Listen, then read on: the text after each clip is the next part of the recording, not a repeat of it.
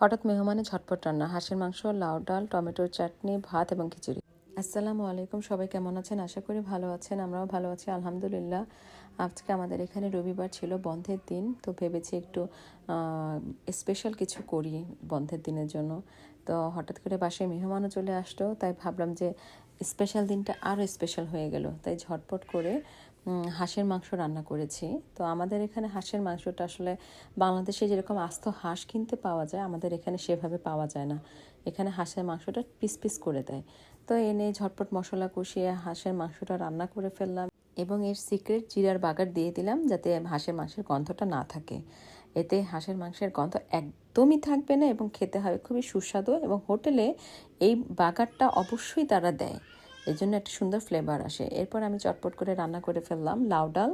তো লাউ ডালের জন্য ডাল, রসুন, লাউ, টমেটো, হলুদের গুঁড়া, লবণ, শেষ। আর কিচ্ছু না, এটাতে কোনো বাগারও দিব না, কিচ্ছু দিব না।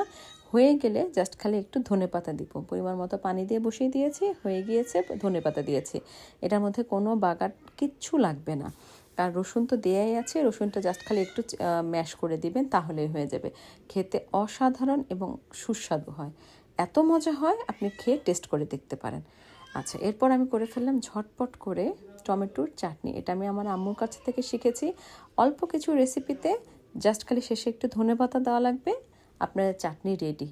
অনেক মজা, এটা আমার আম্মুর কাছ থেকে শেখা রেসিপি।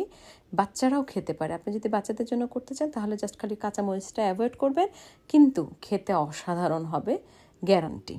এরপর করে ফেললাম আমি ঝটপট করে খিচুড়ি। ভাবলাম ভাত হয়েছে, কিন্তু হাঁসের মাংসের সাথে তো খিচুড়ি না হলে মানায় না। এজন্য আমি ঝটপট করে 10 মিনিটের মধ্যে মুগ ডাল, মসুর ডাল আর 1 কোট ডাল দিয়ে মিশিয়ে খিচুড়ি করে ফেললাম। সবাই তো খেয়ে জাস্ট খালি বলেছে ওয়াও ওয়াও ওয়াও, এত ঝটপট এত দ্রুত রান্না করেছি। সবাই তো বলে এত কালারফুলভাবে তুমি করে ফেলছো এবং এত সুস্বাদু হয়েছে। আপনার ভাই তো জাস্ট খেয়ে বলছে ওয়াও, হাঁসের মাংসটা অসাধারণ হয়েছে। সবাই খেয়ে বলছে ওয়াও। বড়রা সামনে আসেনি, ছোটদেরকে আমি দিয়ে দেখালাম। তো সবাই এতক্ষণ আমার সাথে ছিলেন, পাশে ছিলেন, সেই জন্য সবাইকে ধন্যবাদ। এভাবেই আমার সাথে থাকবেন, পাশে থাকবেন, লাইক, শেয়ার এবং সাবস্ক্রাইব করবেন। আসসালামু আলাইকুম।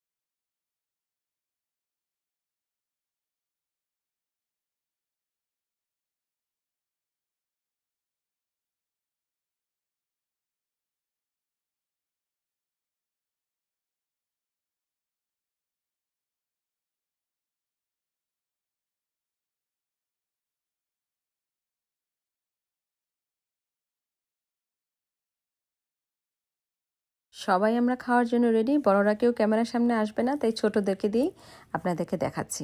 তো সবাই আমার পাশে ছিলেন, এজন্য আপনাদেরকে অসংখ্য ধন্যবাদ। লাইক, সাবস্ক্রাইব এবং শেয়ার করে সাথে থাকবেন। আসসালামু আলাইকুম।